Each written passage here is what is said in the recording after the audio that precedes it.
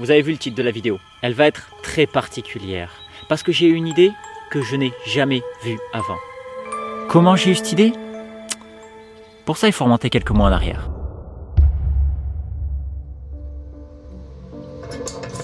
C'est en effet par un beau matin d'automne que j'ai découvert dans ma boîte aux lettres un petit paquet étrange. Étrange car je ne me souvenais pas d'attendre une lettre ou un colis en particulier. Évidemment, ma curiosité a pris le dessus et j'ai immédiatement été l'ouvrir pour voir ce qu'il y avait à l'intérieur. Et j'y ai découvert quelque chose d'inattendu. Un jeu de société. Mais ce n'était pas n'importe quel jeu. Car ici, le but ultime pour gagner, c'est tout simplement invoquer des démons. Je vois pas le problème, ça a l'air génial. Tu veux jouer à un jeu? Et c'est donc pour ça que je me retrouve ici, pour tester quelques expériences et surtout pour enquêter, parce que ce château, il n'y en a aucune trace sur Internet. Bienvenue à tous, chers explorateurs, dans cette nouvelle vidéo.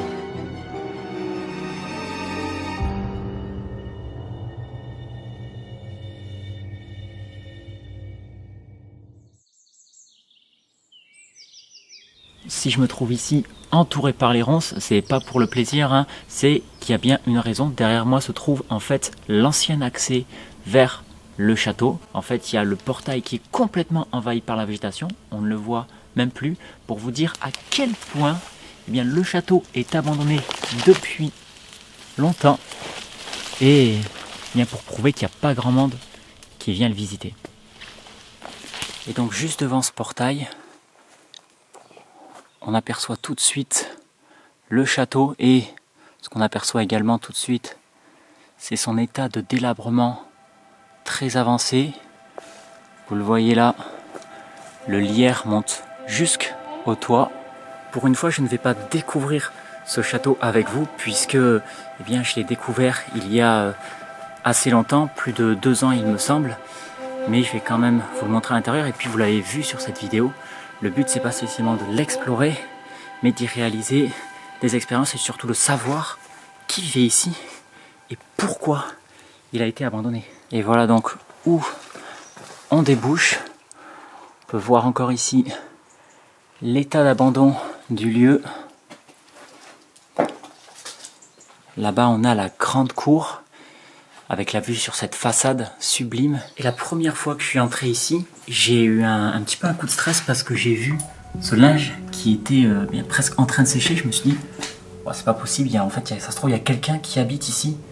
Et ensuite, je me suis retourné, j'ai vu l'état de délabrement du château et je me suis dit, non, en fait, c'est juste du linge qui a été laissé comme ça et personne n'habite ici. Et c'est le cas, vous allez le voir. Je vais vous emmener avec moi un petit peu à la découverte du rez-de-chaussée pour déjà choisir une pièce où on va pouvoir poser tout notre matériel, faire nos quelques expériences. Cette pièce-là peut être intéressante parce qu'elle est grande, mais visuellement c'est vrai qu'elle est assez vide. On a même la télé juste ici et il doit rester encore quelques éléments dans les tiroirs, mais pour l'instant on va pas trop fouiller, on fera ça dans un deuxième temps. Nous voici arrivés maintenant dans la partie, ce qui est sans doute la partie centrale du château historique, puisque je pense qu'il y a plusieurs époques de construction et malheureusement l'état est déplorable. On voit ici le plafond qui est en train de tomber, mais on a encore de beaux éléments comme cette cheminée qui est splendide.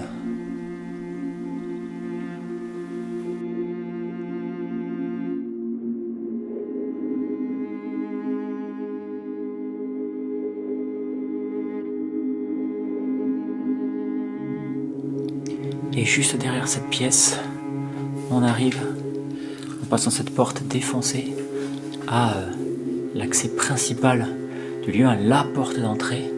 Et dans cette cage d'escalier qui est très tristement vide quand je la compare à des photos d'il y a quelques temps. Et à droite de cette entrée, il y a sans doute la pièce la plus belle.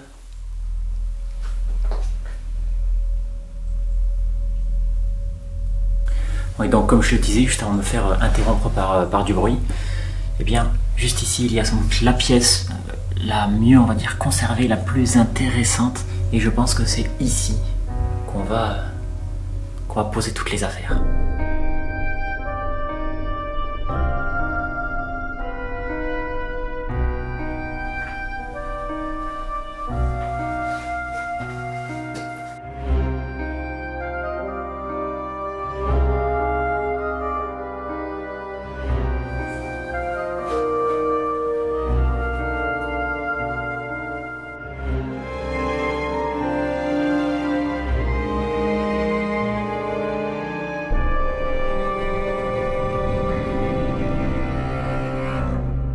Ça y est, toutes les affaires sont installées ici et on va enfin pouvoir commencer véritablement cette vidéo et je vais pouvoir vous expliquer quel est son but. Pourquoi je suis dans ce lieu en particulier? Eh bien parce que je le trouve très intéressant et intriguant pour une raison notamment. Quand on l'explore, on se rend compte assez facilement qu'il est assez ancien, que c'était assez important. Il y a des armoiries, il y a même une chapelle privée qu'on va aller voir tout à l'heure et pourtant il n'y a aucune trace de son historique ni même de son existence sur internet. Mais la première des choses que je vais faire avant de commencer les expériences dans cette salle, c'est aller vous montrer la chapelle et y poser une caméra qui va tourner en continu. Me voici donc sorti du château. Le soleil commence déjà un petit peu à baisser, qu'on est en hiver. Et bon, on a cette façade extraordinaire. Et on peut voir clairement qu'il y a pour moi plusieurs époques de construction, puisqu'ici ça a l'air beaucoup plus récent. Et ici plus ancien, et cette partie peut-être même encore plus ancienne, mais on ne le sait pas puisque c'est complètement détruit, donc on ne pouvait même pas savoir ce que c'était. Là-bas on a une petite tour étrange mais inaccessible au vu de la végétation, et la chapelle se trouve ici, on en aperçoit le toit. Bienvenue à la chapelle, et oui, elle est bien ici, et actuellement le seul accès se trouve au milieu de ces ronces.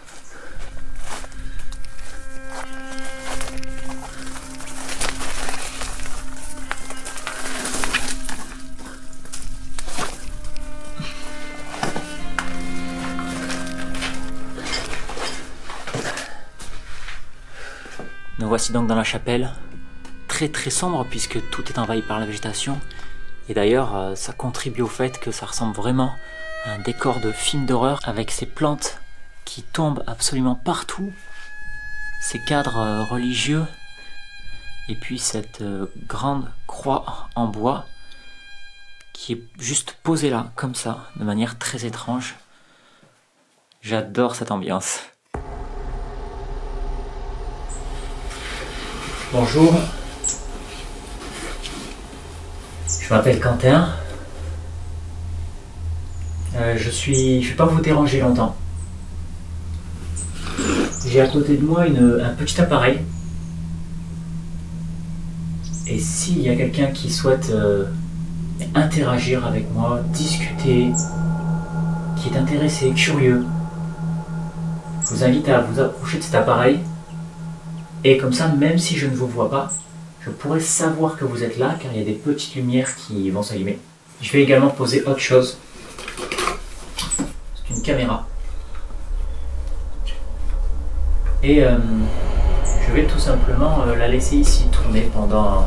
Je vais la poser. De la même manière, si vous voulez passer devant, vous êtes intéressé, curieux, je vous invite à vous en approcher et peut-être que elle pourra même vous prendre en photo.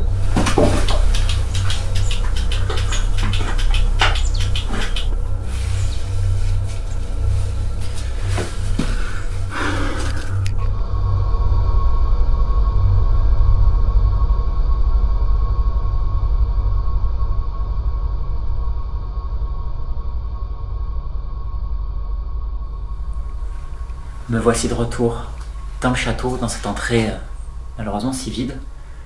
Et avant toute chose, je vais faire un petit peu le tour des pièces en bas pour inviter de potentielles entités ou personnes qui se trouveraient ici encore, qui seraient bloquées peut-être, à nous rejoindre dans le salon pour jouer avec nous. Bonjour, je m'appelle Quentin et je suis ici pour essayer de découvrir qui habitait là. Quelle est l'histoire du lieu dans lequel nous sommes? Et puis si vous voulez, peut-être vous changer les idées. Parce que ça doit être difficile d'être tout seul, si vous êtes tout seul ici, de ne pas voir grand monde. Et donc si vous voulez, vous pouvez nous rejoindre dans la pièce, le salon rouge avec le piano.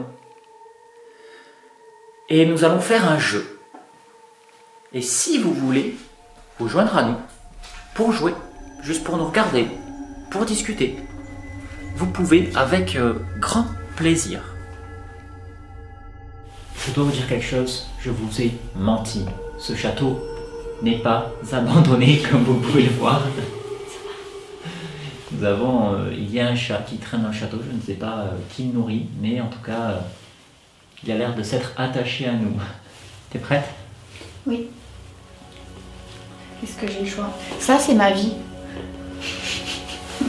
Le jeu auquel on va jouer, c'est pas n'importe quel jeu. Let's Summon Demons, c'est une expérience que je n'ai vue nulle part. Jouer à un jeu de société dans un endroit abandonné. Pourquoi ne pas tenter l'expérience? Nous avons le détecteur juste ici, nos deux téléphones en mode avion et dans un endroit complètement isolé. Et en effet, les premières maisons sont situées à plusieurs centaines de mètres. Seule une route passe proche du château, mais il est aujourd'hui invisible à cause de la forêt qui l'entoure. Mais avant de passer à l'expérience, laissez-moi vous expliquer rapidement les règles du jeu. Pour gagner, il faut invoquer au moins 3 de ces cartes rouges qui cachent des démons, des cartes avec des pouvoirs particulièrement puissants. Et il faut aussi posséder au moins 10 âmes qui ressemblent à ça. Pour vous aider à atteindre cet objectif, vous avez au départ une bougie, puis ensuite des animaux ou des enfants qui vous feront gagner plus d'âmes. Mais leur pouvoir ne s'active que si quelqu'un obtient avec les dés le même chiffre que ceux sur les cartes. Et puis en plus, je sais pas si vous avez remarqué, mais il y a plein de références, genre là c'est Alice au Pays des Merveilles et Donald Trump. Excusez-moi. Bon, c'est juste un très gros résumé, mais ne vous inquiétez pas, il n'y a pas besoin de bien le comprendre pour profiter de l'expérience qui, vous allez le voir, va très vite prendre un tournant inattendu.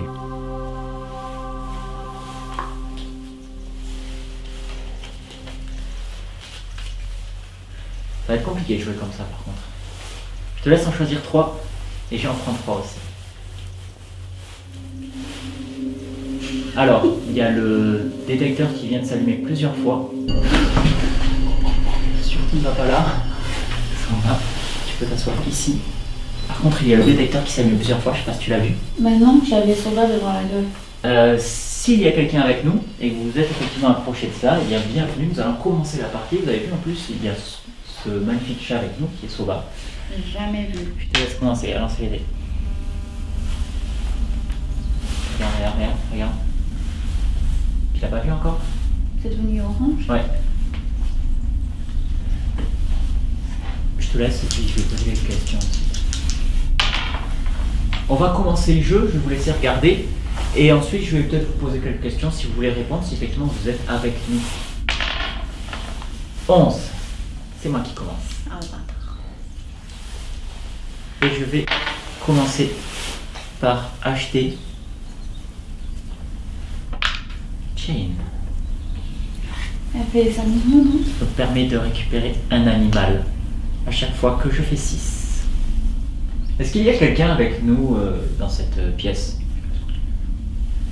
Si vous le voulez, du coup, pour répondre aux questions, vous pouvez vous approcher, comme j'ai dit, de l'appareil qui se trouve ici. Voilà, s'il y a quelqu'un, n'hésitez pas à vous rapprocher, on saura que vous êtes là et on pourra vous poser des questions. Je vais acheter.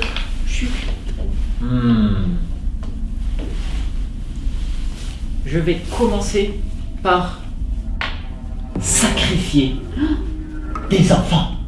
Oui, je dis. Je sacrifie les enfants pour invoquer un démon. J'invoque Dédé Zouzou. Qui, si je fais un double, me fait obtenir autant d'âmes. Une partie durant en moyenne 40 minutes, je ne vais pas vous la montrer en entier. Le but de cette expérience n'était pas de vous montrer un jeu de société, mais de voir si cela pouvait entraîner des réactions inexplicables. Et, au bout de plusieurs minutes, il va, contrairement à ce que j'imaginais, bel et bien se passer quelque chose. 8 8, 8, 8.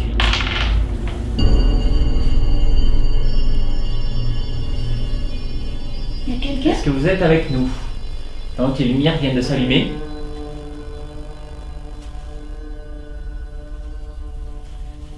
N'hésitez pas à communiquer. Est-ce que vous vivez toujours dans ce château? Est-ce que vous habitez là?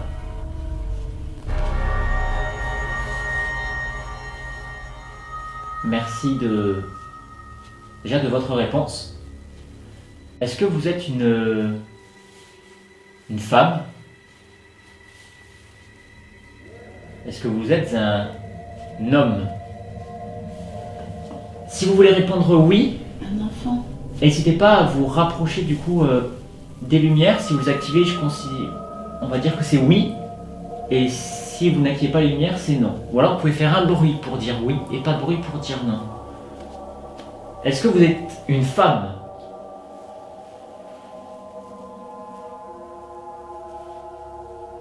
Est-ce que vous êtes un homme? Est-ce que tu es un enfant?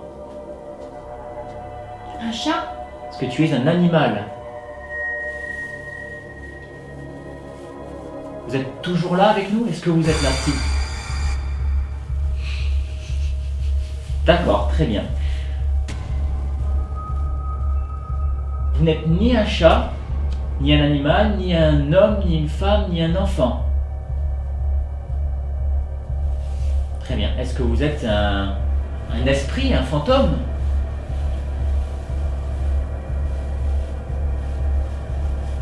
Est-ce que vous pouvez faire un bruit par hasard? Est-ce que vous pouvez peut-être taper la table, déplacer quelque chose, faire un peu de bruit, qu'on puisse savoir que vous êtes là avec nous?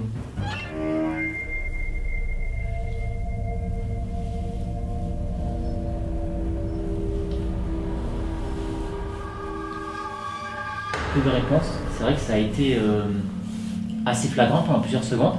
Tu as bien vérifié que ton portable était en mode avion? Oui, je t'ai Et- montré même. Le mien aussi. Hein, on peut le... De toute façon, je peux l'approcher, ça ne fait absolument rien. Et on peut le vérifier ici, à la caméra. Ça ne fait strictement rien. Les deux téléphones sont en mode avion et nous n'avons aucun autre appareil électromagnétique avec nous. C'était très étrange parce que c'était pas un petit coup. Et c'est même monté jusqu'au orange. Et je crois que c'est la première fois que ça monte jusqu'au orange. Oui, bah c'est à qui? C'est à toi? Ça va, tu te sens bien toi? Oui. Avec Soba, ça va? Oui, mais je vais l'emmener à la maison. Vas-y, je te laisse jouer. C'est moi? Ouais. Bien sûr. 6. Oh dommage, hein. 8. Que du 8 là pour l'instant. 8, 8, 8. 8, 8, 8. À chaque fois que je dis 8, ça bouge. Est-ce que vous aimez le chiffre 8? Est-ce que vous n'aimez pas le chiffre 8? 8. 8, 8, 8. 8, 8, 8. Vous êtes là avec nous encore? Vous êtes revenus? Est-ce que vous êtes là depuis longtemps? 20 ans, 30 ans, 50 ans? Est-ce que vous voulez jouer avec nous au jeu? Oui. Oui.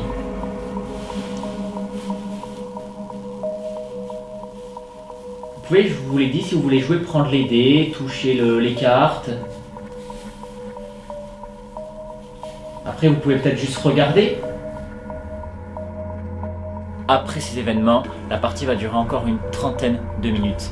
Et il ne va plus rien se passer de spécial. Et malgré une tentative désespérée de ma part, tu sais qui je vais invoquer? En personne. Le diable. Je le dis, j'invoque le diable. C'est bon? J'invoque le diable? Non, tu sais, je m'attendais comme dans les films à ce qu'il y ait un truc... Non. Bon, ben j'ai invoqué le diable quand même. J'ai perdu. 5. Non.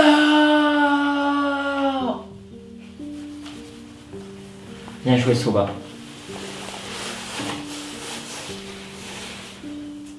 Et malheureusement pour moi, à ce moment-là, il y a des choses que je ne sais pas et que j'ai remarqué uniquement en montant la vidéo. Quand je revisionne cette vidéo, je me dis, c'est dommage que je n'ai pas eu d'autres matériels parce que je ne suis pas un chasseur de fantômes. J'ai fait ces expériences justement pour tenter quelque chose de nouveau, pour essayer d'obtenir des réponses de manière moins traditionnelle sur peut-être le passé ou l'histoire de ce château. Mais quand je re-regarde ces images, je me dis que il y avait peut-être quelque chose à faire. La première des choses, bien évidemment, c'est cette espèce d'orbe dans la chapelle. Souvent, les orbes, c'est compliqué parce que ça peut être un insecte qui passe devant la caméra ou alors des poussières, surtout quand on est dans des lieux abandonnés. Mais là, il y a quand même un gros problème, c'est son comportement, son mouvement. Si ça avait été une poussière, eh bien, elle serait tombée de manière beaucoup plus droite, surtout quand on est dans un lieu qui est bien fermé, puisqu'on est à l'intérieur d'une chapelle, et surtout, il n'y a absolument pas de vent.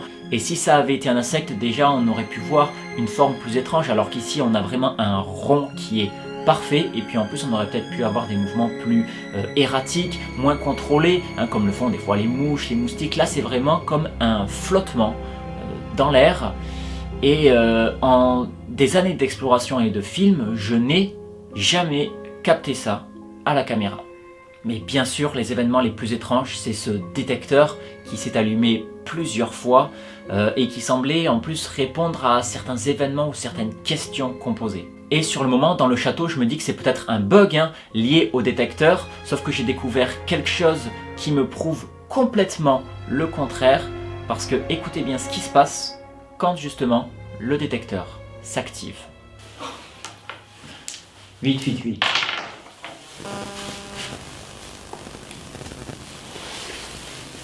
Il y a quelqu'un? Est-ce que vous êtes avec nous? Donc les lumières viennent de s'allumer.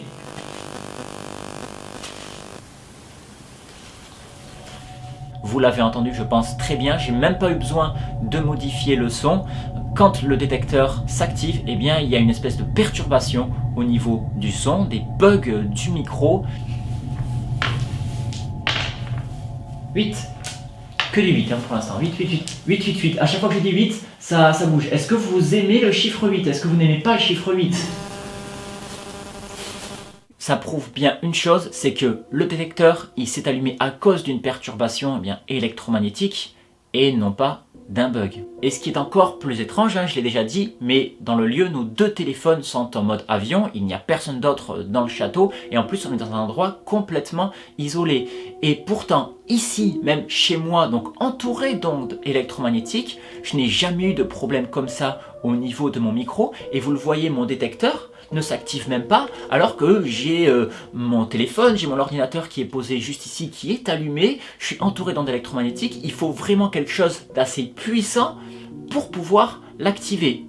Donc à ce jour, je ne sais pas ce qui a pu l'activer. S'il y en a qui ont des suggestions, des réponses peut-être, n'hésitez surtout pas à me les donner dans les commentaires.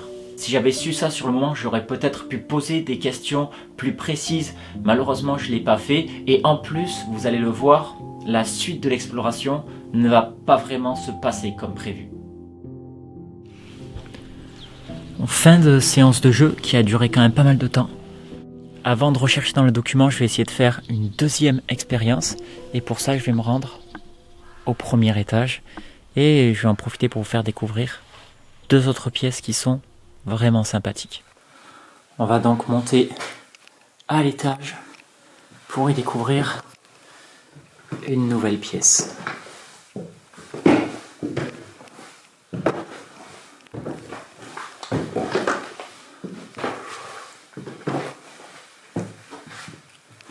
Quand je vous ai dit que l'état du château était catastrophique, évidemment, il va falloir faire très attention à cet étage. Juste ici, regardez, il y a un énorme trou. Et la pièce qu'on va aller voir ici, elle se trouve juste devant nous. On va faire évidemment très attention, vous le voyez. Là aussi, on a des trous dans le plancher. mais ça va tout de même nous permettre d'accéder à cette pièce.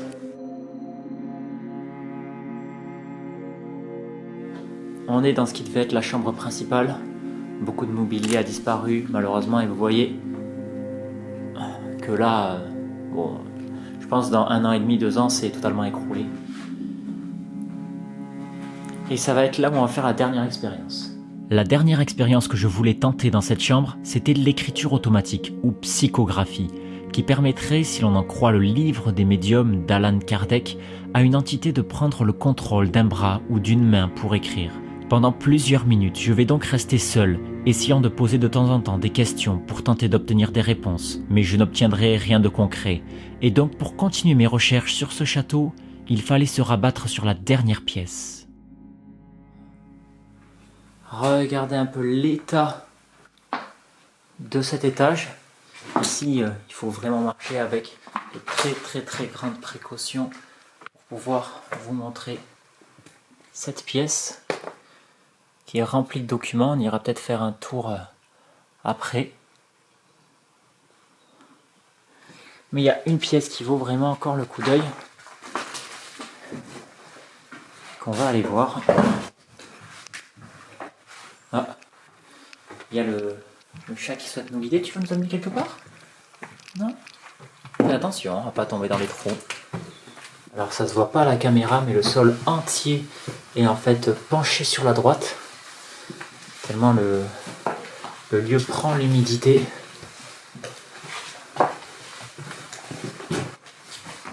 On a ici une autre pièce complètement sans dessus-dessous. Et juste ici, on arrive dans la dernière pièce de ce lieu.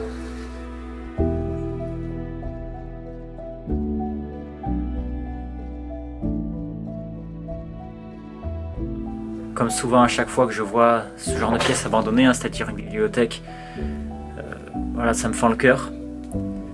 Même si là, malheureusement, il n'y a plus grand chose à sauver. Mais imaginez un petit peu cette bibliothèque complètement bleue, avec les étagères remplies de livres, votre bureau ici, en train d'écrire sur votre machine à écrire. Ça devait être vraiment incroyable, surtout en plus avec cette vue. Et avant, il ne devait pas y avoir une végétation aussi dense. Vraiment, cette pièce-là, c'est vraiment celle que j'aurais aimé voir avant sa destruction totale. Mais alors que la nuit commençait à tomber et que je me décidais à enfin fouiller dans les documents du château pour essayer d'en retracer l'histoire, un événement inattendu va malheureusement se produire.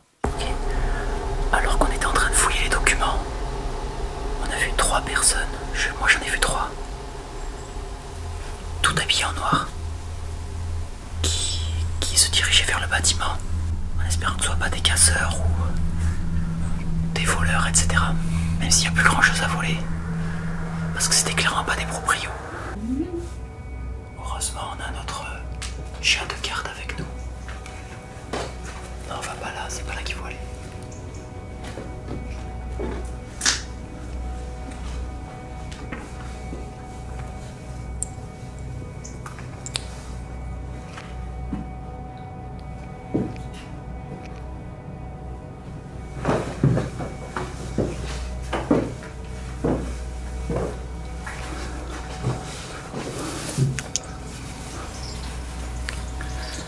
Pour l'instant, je vois personne. J'entends personne. Je les entends.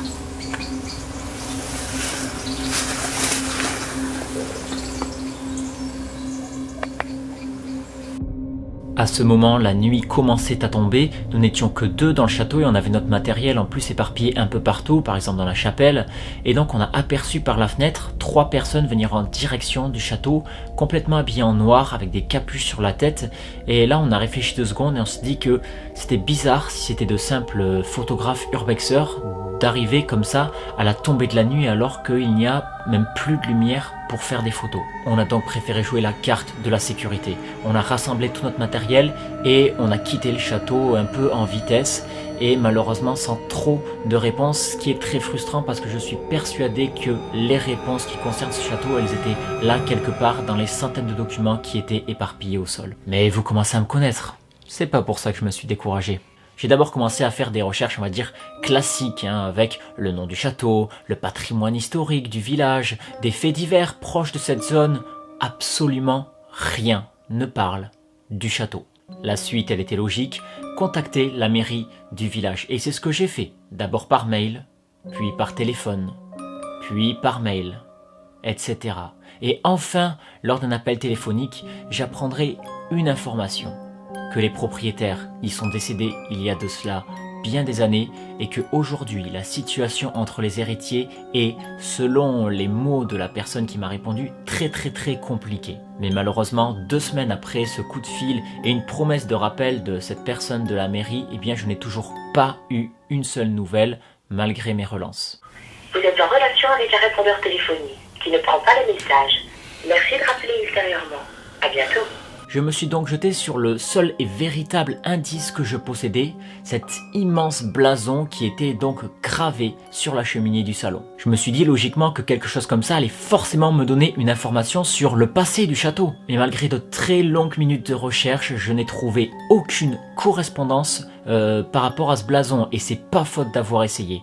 Alors j'ai fait la dernière chose qui pouvait s'offrir à moi, j'ai contacté un spécialiste. J'ai donc un matin envoyé un mail en présentant mon problème sans m'attendre à grand chose et pourtant le soir même, j'ai reçu une réponse. Et là je vais prendre un moment pour remercier énormément Emerald Dixon avec qui j'ai pas mal échangé et qui d'ailleurs a été très intrigué par l'histoire de ce château. Je l'ai contacté donc via le site web Aldic qui permet donc l'identification de certains blasons armoiries avec une très grande précision. Et donc si vraiment un jour vous avez un problème pour l'identification ou l'origine d'un blason d'une armoirie, vraiment allez les contacter parce que déjà ils sont compétents et en plus ils sont passionnés. Cette personne elle a donc découvert l'origine du blason et donc grâce à ça, eh bien pas mal d'autres informations que je vais vous donner. Alors évidemment pas tout parce que je veux quand même protéger un minimum ce château, mais eh bien comme vous l'avez vu, comme il n'y en a pas de traces ni aucune autre information sur internet, je peux me permettre de vous en donner un certain nombre. Ce blason, ou plutôt l'écu en fait central, il appartenait à la famille de Caumont. On en a la quasi-certitude en fait parce qu'il apparaît dans le dictionnaire des familles françaises de la fin du 19e siècle.